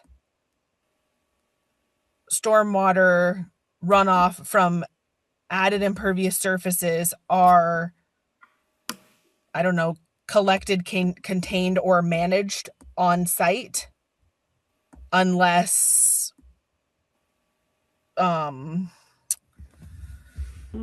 don't know, because there's situations I know like where like people have a drainage easement, right, with like a neighbor. Like I know that Greystone has a drainage easement onto the Kemp farm. I know that Mary Drive has an easement onto the house on the corner on Jericho Road. So like drainage easements exist, but we could say like essentially like unless you have a drainage easement to dump your stormwater onto somebody else's stuff. Yeah. Yeah, those are associated with subdivisions that would require engineering plans too. Yeah, I mean, but I guess if like, even if it wasn't a subdivision, like say it's infill development and it's really tight and close, and somebody wants to put an ADU in their backyard and their neighbor in town has like some nice green space in their backyard and they're cool with, you know, the drainage going on to their backyard, then they negotiate that and they have a drainage easement before they can get a permit. I don't know. I don't know how that works, or if that's something that would be dealt with at all administratively. I don't know. Yeah, I've not come across that, to be honest with you. I don't say it's not possible. I'm sure it is. I mean, that certainly would be the exception and not the rule. Especially in tight places. Can't imagine that many people would agree to have someone else's. Well, money talks. I guess. I guess so. Yeah. Well, and like I said, I know of two just off the top of my head. I'm sure there's others in town. Yep. Yeah. Where the water goes onto a specific property. Yeah, where there's drainage easements. Yeah, like where it's depicted and they sign an easement agreement and it's in the town deed, in the town records, the land records. It's no different than having like an easement for your septic on your neighbor's property. Like I don't have anywhere to put my septic field, so can I put my I guess my, you know, your effluent in your backyard. Thank you. Right. That would require a good amount of money. And I'm sure is a legal nightmare. I would think somewhere down the road it's going to be a legal nightmare. But all right. So unless there's a drainage easement, you want to have the runoff from new impervious surfaces must be contained on the property. Is that what you're looking to say? Either contained, managed, or treated, because like some of it will just infiltrate, right? Like some of it, if you have enough land and you have like lawn, you have swales, the water just runs into your own swales on your own front yard and it's absorbed in and it's cool. It's good. You know, or places like in town, like for example, there's a ADU going in town that it's infill development and they're because our subdivision regs have some stuff about stormwater in them, they're putting in dry wells. Really? To mitigate stormwater and with the intent that it doesn't then run onto neighboring parcels. Right. So are they required to do that? Or DRB is requiring them to do that. Yep. Okay. So, I mean, my point in bringing that up is that it's having that language here isn't like, it's not like totally off in left field. It's in some ways already sort of happening to some extent. Right. We just need to get the language to match what's possible and useful, and the way the language is now, it doesn't seem like you would be able to work with that exactly. No.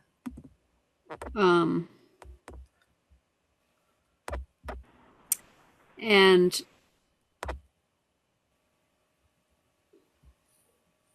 number 2, to me, so I watched the DRB meeting where they talked about these developments, that they were going to require the 25-year storm.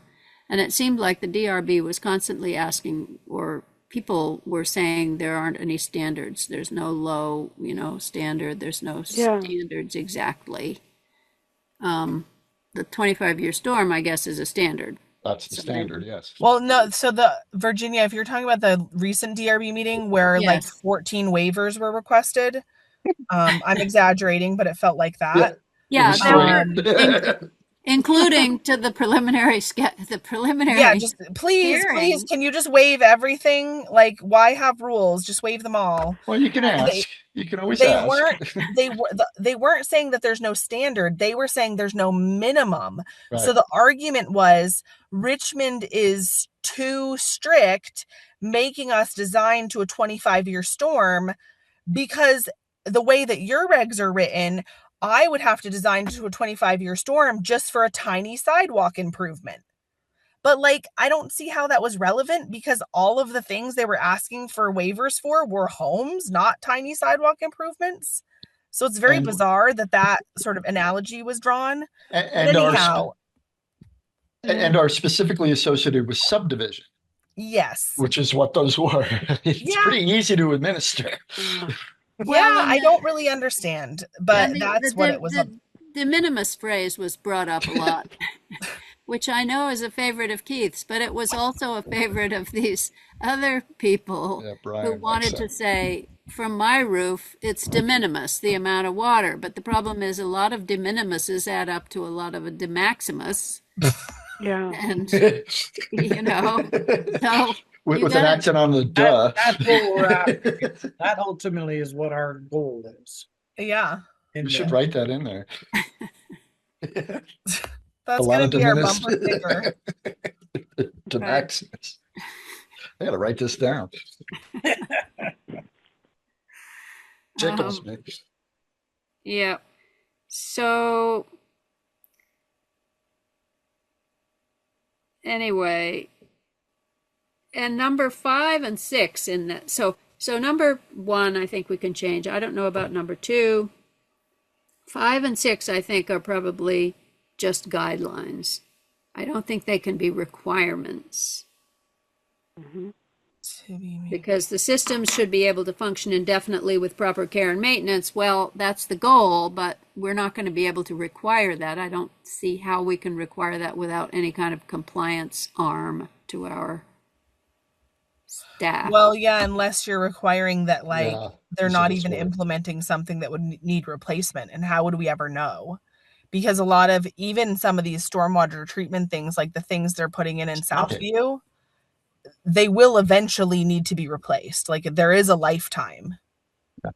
So saying indefinitely is kind of unrealistic. Well, I also see the word should in here under a requirement. That should not be there. They should go under the guidelines. Yeah. Those two. And 4 is, we know that that's true anyway, so it's just repeating the fact that you need a state permit if you have that much impervious surface. 3. That's actually not entirely accurate. We talked about this last time. You can create more than half an acre of impervious surface and not need a state permit. I think that would be an exception and not a rule, though. But I mean, there's two. I can tell you 2 different sites in town that have this has happened to, like, right now. You mean where they have had more than a half an acre, but they have not needed a permit? Indeed. Yep.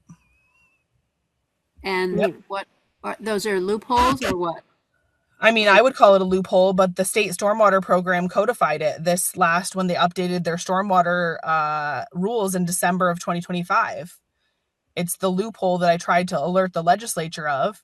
And they were all like, no, that's not how it is. And then the stormwater program turned around and hush hush behind closed doors. They codified the loophole. So it's a loophole. You can create 0.9 acres of impervious surface and not get a permit.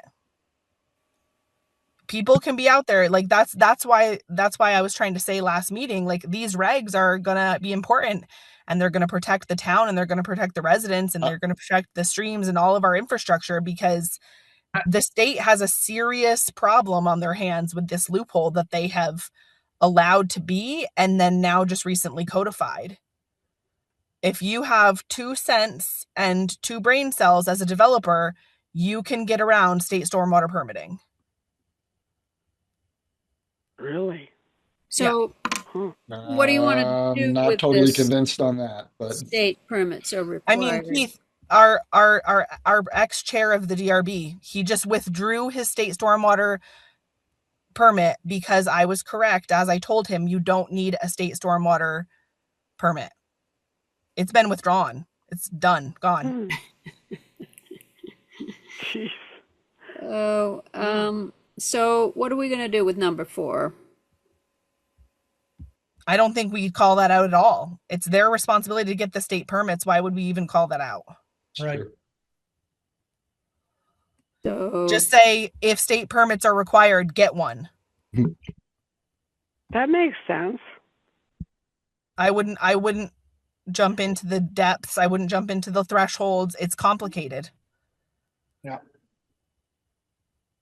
I would just say like something along the lines of it's the applicant's responsibility to determine if operational stormwater permits are required at the state level. If so, it's your responsibility to get one. oh, Chelsea, you and I have to talk. You've got to enlighten me on this. It's Seriously. okay, so I certainly can. I've talked to many of folks. Yeah. It's really unfortunate. It's unfortunate that the state has done that because it is opening up a huge loophole for developers to take advantage of if they're wise to it. And unfortunately then greatens the burdensome gap between individuals who are developing new impervious surface and not having to get permits. But then you look at sites that are like these 3-acre sites like Southview, and they're having to do hundreds of $1,000s of retroactive work for all of these home sites that were, built olden days, whatever.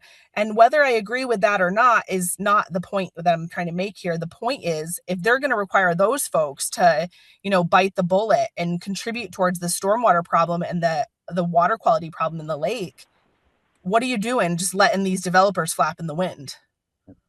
It's good point. Yeah, I love to talk to you, pick your brain, and point to me where that's going on. Sure. But I think you're right. We should remove that whole thing. okay, do we want to say applicants are required to obtain any state permits that are needed? Well, I think they already are. I think that's called out earlier. Yeah, I mean, if you want to call it out here, you could call it out just saying like applicants are responsible to determine if they need a state operational stormwater permit, because that's the difference. There's a construction one and then there's an operational one. So if you want to call it out separately here, which I don't necessarily think that's fine, but it's that in this section it would be called an operational stormwater permit.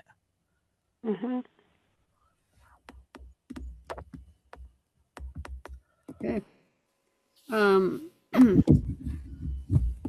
right, so number 2.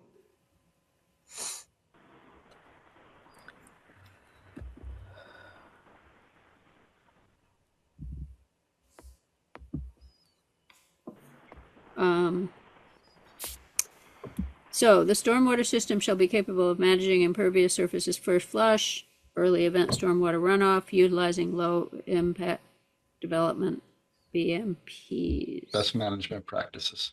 Yeah, so how is the applicant going to know this answer to that? They're not. They're not going to know the answer to that. We're going to have to hold their hand on that. Well, I think that's more so a thing that's going to come in the after. That we're saying it has to be capable of doing it. If then it's not, it gives the town teeth to say, like, hey, look, things aren't working. You need to do something else or something more or something different. But I mean, you're talking about a very, very minimal amount of stormwater for the first flush. It's not hard to design that. It's low impact development. I mean, they talk about it in those practices. So we're talking rain barrels. We're talking, swales, wet drains.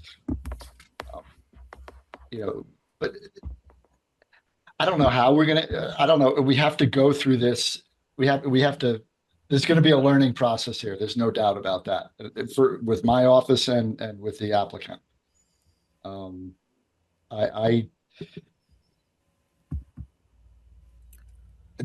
me, this isn't a heavy lift. Just put it that way. And do we want to do anything referencing the 25-year storm in this section? Or Keith, you were going to look up what those numbers are. What is the 25-year storm? How many inches is it? Or what is the 10-year? It's not as easy as that. So what I'm seeing all over the place, and I haven't spent much time on this, but I'm seeing all over the place is it's the 1 inch 24-hour event is a lot of what is mentioned in this. As far as where the chart says how much rainfall is a 25-year storm in Richmond, I have not found that. Okay.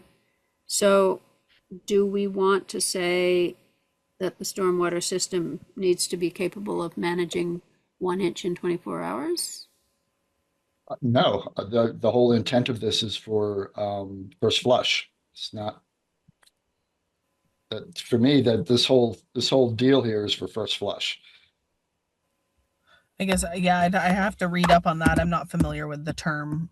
Yeah, no, nobody will be who is just reading this. I mean, an early event stormwater runoff, is that really all that we're concerned about with stormwater management? I mean, we're having heavier rains. You have to get an engineer for a 1 inch storm. I mean, we don't want to require that of an applicant.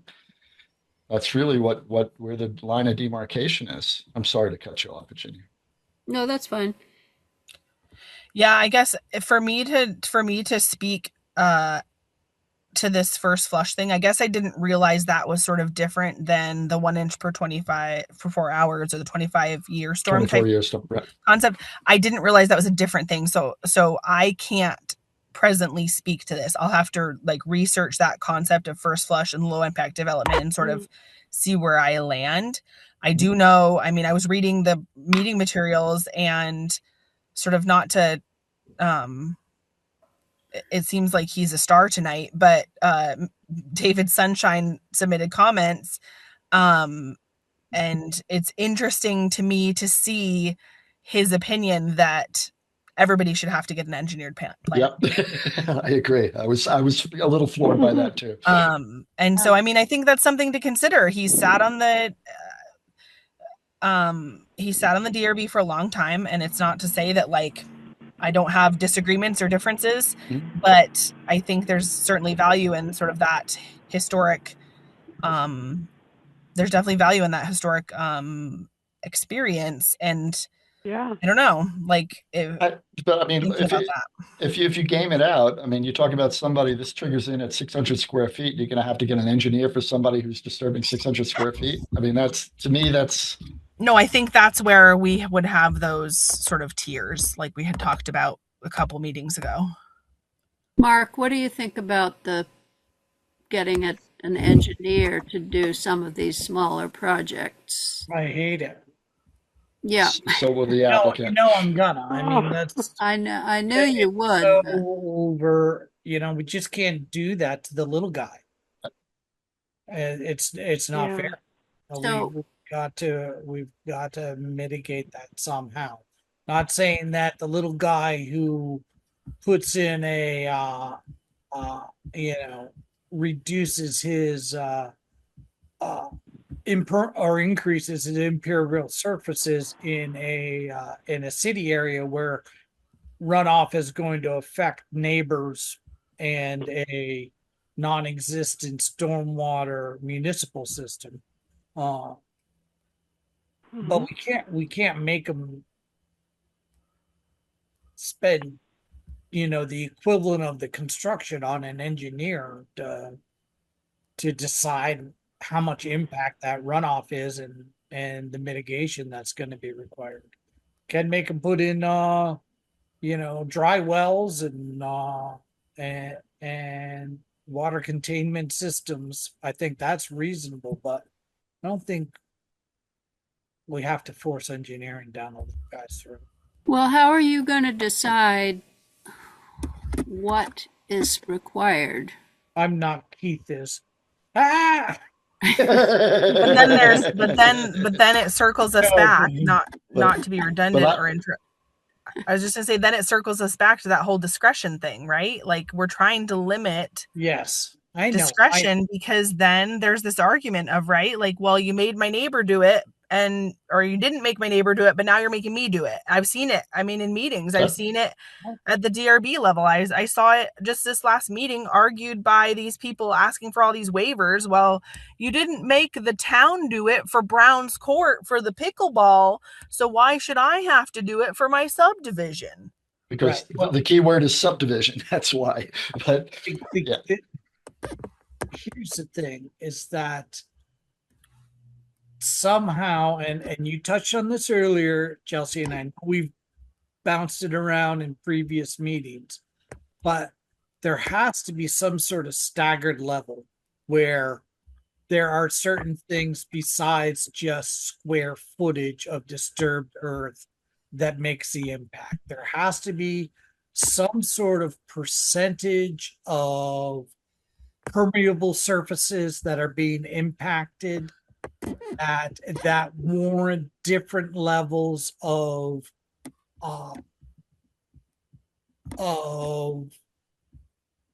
engineering level requirements. If somebody's got 100 acres and they're building a 650 square foot barn, and there's enough room around to absorb that. Do you need an engineer to manage the stormwater? No. But if somebody's going to turn 50% of their impervious surface up to what do we allow now in the village? It's like 60%. 60%. You get up near those numbers, then there's not enough land because they're all on quarter-acre lots. There's no control over. There has to be some sort of staggered relationship between the size of the parcel and the percentage of impervious surface that's being created. And I don't know how that necessarily works out, but if somebody's going from 20% to 60% impervious surface in the village, where their development is going to have a much more likely impact on neighbors by developing, again, maybe even less than 600 square feet of impervious surface, but percentage wise, it's going to impact them. They are held to a higher obligation. They have to be. They should be, because they're far more likely to impact the community and their neighbors with this. Now, I don't know what those ratios are and those numbers. I wouldn't even begin. I don't know even where to begin to start. So would you require those people to have a professionally designed plan by an engineer? Even though they're more likely to have financial problems than the people who are making a gigantic house on a huge lot who couldn't afford an engineer. But Yes. So the people who are putting the accessory dwelling in the 60% coverage, But the huge house on a giant lot is far less likely to impact the community. And this yeah, is what we're all about. I am a big personal property rights fan. You have a right to do what you want on your property as long as you are not taking away the rights of your neighbors and adding a cost to the community. You can do what you want. And if somebody's got enough money, as much as I don't even get into the whole social economic thing or political thing, but yeah, if they've got a big lot and they're doing a big project, but it's percentage wise, it's insignificant, then they're not held to the same standard as somebody who's trying to, put in an ADU and convert 30% runoff to 60 or 30% impervious surface to 60% impervious surface. so you would require those people to have an engineered plan, right? I would hold them to a higher standard. At what level we click into engineered versus just, hey, put in a whole bunch of dry wells and whatever that have to be maintained as part of a You still there? process. I dropped my telephone. Yep, we're here, still Allison. here. Yep. So what are you saying? Yes, you would require an engineer, or At some point, yes, I would require an engineer. If somebody's going to do right? that much, if their potential for impacting their neighbor increases so much, then yes, Yeah. that's what draws the line. Right. Not the size of the development, not anything else, but their potential for impacting the community and their neighbors. I mean, I guess what's difficult is making those lines, and determining whether you're going to impact your neighbor. You have to have a standard, like a minimum. What is the standard if you're going to, is it going from 30 to 60% impervious, or what is it? What's that line? Even if you agree with the theory that you're proposing, Chelsea. So yeah, I was just wanting to, before we end here, wanting to sort of agree with what Mark is saying. I think that this, I know it adds a layer of complexity or like an extra layer that we need to figure out or do. However, if we're going to do it, I think doing it in a way that is well thought out, so that there's not like this discretionary thing, right? Like I have a huge problem with like individual discretion and things that could be interpreted different ways in different situations. Obviously there's going to be a little of that here and there, but like I think it's really important to have, like you said, Virginia, some sort of threshold, some sort of something that's like black and white, clear cut answers, because it's going to help the administrative staff administer this. It's going to help the applicants know what to expect and like what is expected of them. And then it's also going to help the rest of the town know, here's the stormwater regs, here's what's, what I can expect them to do in protecting me, right? Like if you live in the village and oh good, they're going to hold these, certain individuals to a higher standard, I can rest easy, or easier anyway, right? Like that this stuff will be handled in a way that hopefully is better. And like I said, I know that it's another layer of stuff and we're trying to like weed through this and just get something on the books. Virginia, I can email you and Keith this thing. Keith, are you able to let me share my screen? Are you able to like unshare? Is that a thing we can't do before we adjourn? I just really would like to. I'm in no hurry. Keith, you're muted. We are not hearing you. That's probably a good thing. Okay, it says host disabled screen sharing. I wonder if I can. Where am I? Share. Hang on. I can do this. I believe in you. I appreciate that. Bear with me. Host tools for share. One participant can share at a time. Host only, no. All participants, you're good to go. Okay. In theory. Yeah. All right, so it's going to share everything. So now I have to Boom. make this bigger. So this I started working on, and full disclosure, I stole this from the state Good for and you. started editing it for us.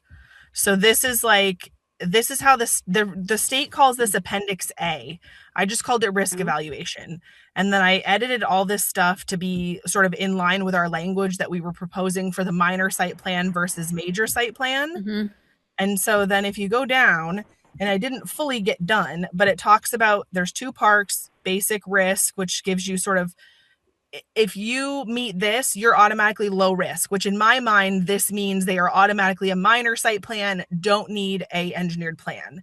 And then it says if you don't automatically qualify for that, you need to sort of take the next step and do a deeper look to see, well, you know, what next? Are you going to be somebody who still qualifies for administrative review, but you need a engineered plan? Like, remember how we said there might be that middleman where like you need an engineered plan, but you can still be administrative review. Right. Or are you going to jump full, need an engineered plan and DRB review? So it's like sort of this 3-tiered concept that I was working on when I was doing this, like probably a month and a half ago. Mm-hmm. So then down here is the way it works. And like, again, I haven't finished this. So I think I Right.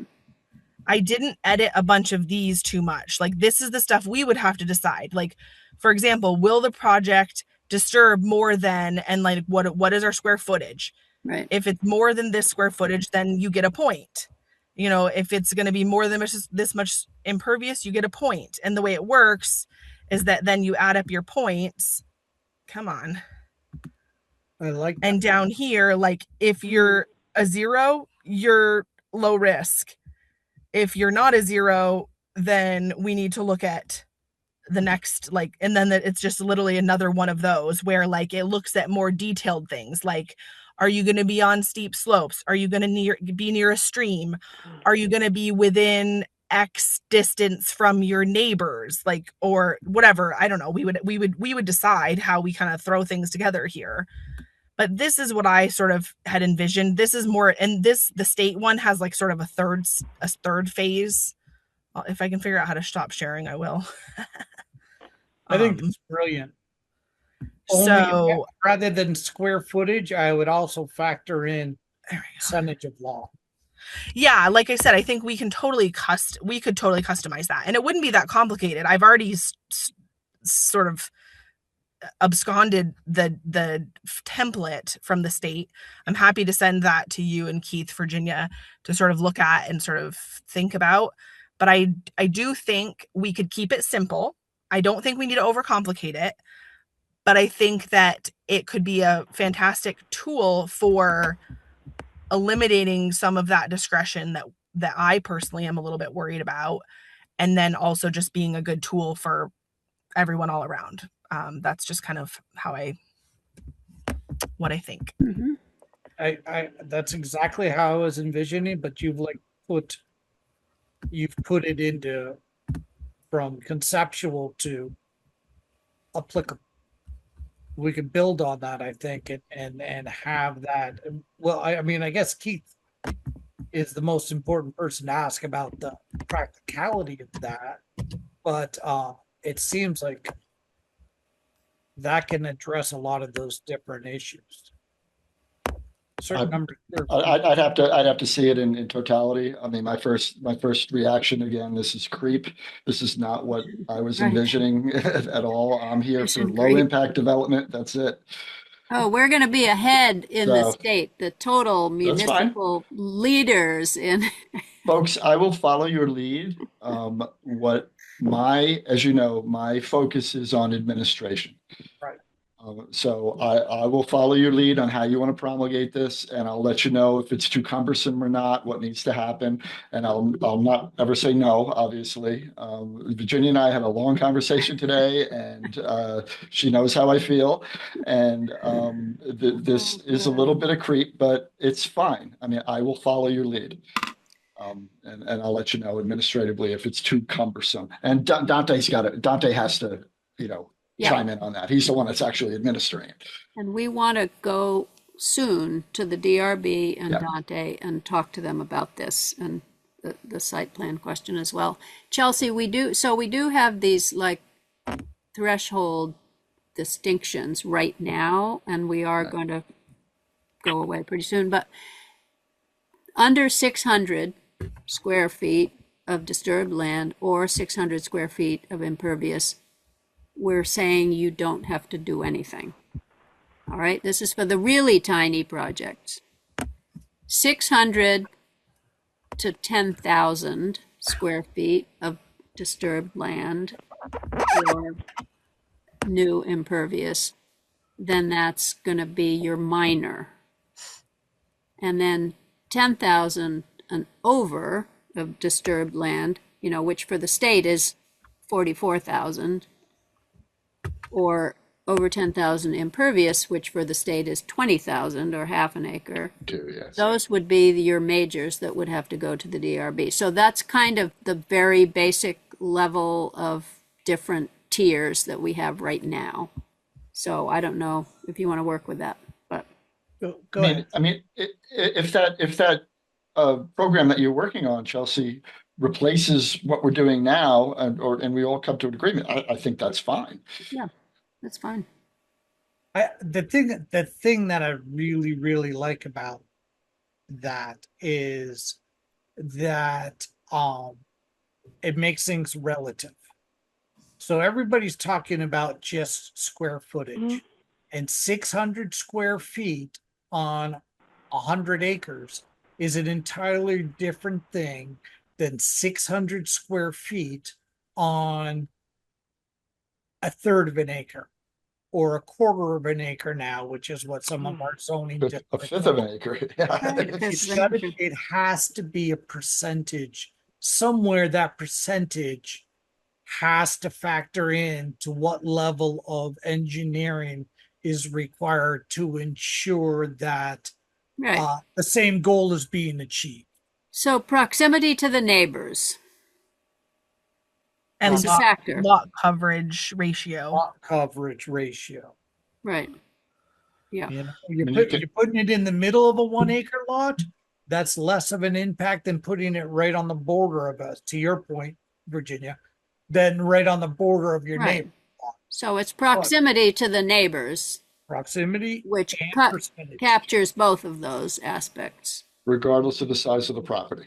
If you have a 100-acre property and another 100-acre property and the two houses are right there, well, you got to take that into consideration. Yes, exactly. And if we can go there, then I think we can create something that is fair and not arbitrary, not left to individual interpretation, which sort of makes everybody else feel good about it. It's not a personal interpretation. You want to develop something right on the edge of your property line. This is your decision. You want to do it. That's far more likely to have an impact of your neighbors. You are therefore required to accomplish more things to protect your neighbors' rights and their property from your effects. I love the idea. I haven't been able to wrap my head around it. And the numbers and the calculation that goes into distance from, from property line and percentage of lot coverage and those types of things, it gets sticky, but with Chelsea's concept of points assessed, is it more than a certain number of feet from the property line? Well, you only, then you get less points. If it's a less percentage of the total property that can absorb that additional runoff, you get less points. But how? The math there is still tricky. Chelsea's going to work on that, right? And of course, Mark, it's a good idea. It's your idea. All right. Well, I'm anxious to see that. Yeah, that was a great discussion. I think we better wrap this meeting up, but it was a good discussion. So, Chelsea, let me ask you this about the changes that we have talked about today. To me, if I make a tracked changes version, it's going to be very hard to read. No, you don't have to make it. I was just trying to understand, Virginia. I wasn't necessarily asking for track changes. I was just trying to understand sort of like how you do it and confirming, I guess, that like your changes aren't tracked. That way, if there's something that I'm not sure changed, I can just go look at past. Right. I can just go look at the other documents from the last meeting. Look at the previous one from the document, because totally fine. We have had people on the Planning Commission who insisted that everything be track changes. And I don't need track these changes. Documents that were really hard to read. You know. Yeah. But I don't need track changes. Different versions, like you are by date. Yeah. And for trying to figure things out, you can bring up one document to the other and compare changes. So it doesn't have to track each time, but you can then present, changes document that highlights what's different for clarity for folks. Yeah, exactly. Track changes is what highlights differences. If you want it to highlight the differences, then you have to put track changes. No, I don't necessarily need them highlighted. It seems like you have a good system, Virginia, to keep track of like what you updated. So the ability of you to sort of just like tell us, okay, and then in this section, here's what we changed. That's fine. I feel fine with that personally. If somebody else feels differently, it's cool. I was just trying to understand sort of your process so that I knew what to expect and what to look for, and yeah, I think it's and especially if you have track changes on top of track changes, you can't read the thing. So anyway, they all have a distinct number and a distinct date. Yeah. So just go to the previous one that we had, like the one we have tonight. Go to that one if you want to compare what it's going to look like the next one. There's an unbelievable sunset going on right now. I just wanted to let you guys know that. Oh, cool. I can see the lake from here, and you might not be able because you guys are in the mountains. I think it's done here. It's pretty dark. Hillview, you're screwed. We got trees, man. We got a lot of trees, but they're soaking up the water. So there you go. All right. So that's all. Add that to the point system. Yes, Mark, you were saying? I think they're almost done. Oh, I was just joking that you could add tree count to the point system. Yeah. Density. Trees. How many trees have you got? Yep. Right. Oh my God. Yeah, I know it can go on forever, but some sort of graduated, definable numbers where we could say, okay, this is what pushed you to requiring an engineer development versus the go for.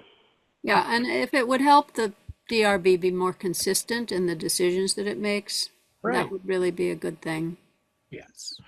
So, okay. So, hopefully next time we can look at that, some version of that. We'll make the changes that we talked about today, because very soon we want to go and take this to the DRB. I guess we'll have to talk about the site plan before that. But anyway, the site plan concept, now that we're sort of finished mostly with 6.17, except for this other part that we're going to work on, then we'll talk about the use of the site plan and the minor and the major site plans as the vehicle that we're going to use with our tier system. So we can do that next time. Anyway, so great. Anybody mind if we adjourn? Speak now. I would like to make a motion to adjourn for the evening. Excellent. I'll second that. Okay, great. We got a second and a third on that. All yays. I don't think we have to vote. We've done a lot. We don't have to vote in that case, so everybody's on board. Next meeting will be on July whatever. 1st, is it? 1st. July 1st. July 1st, really? Oh my God. Yeah. So okay. With the July on the weekend. Time's a fly. It's gonna be a party. All right. So very good. Okay. Thank you all for coming, and a good discussion, and we'll continue to try Thank you. This Thank you, Virginia, for all your into shape. Is it digital meeting? Well, that one's gonna have to be digital because I'm gonna be out of town, but we could try maybe for the second meeting in July to be in person. Okay. How do Sounds people good. feel about Okay. that? It will be the Good. 15th.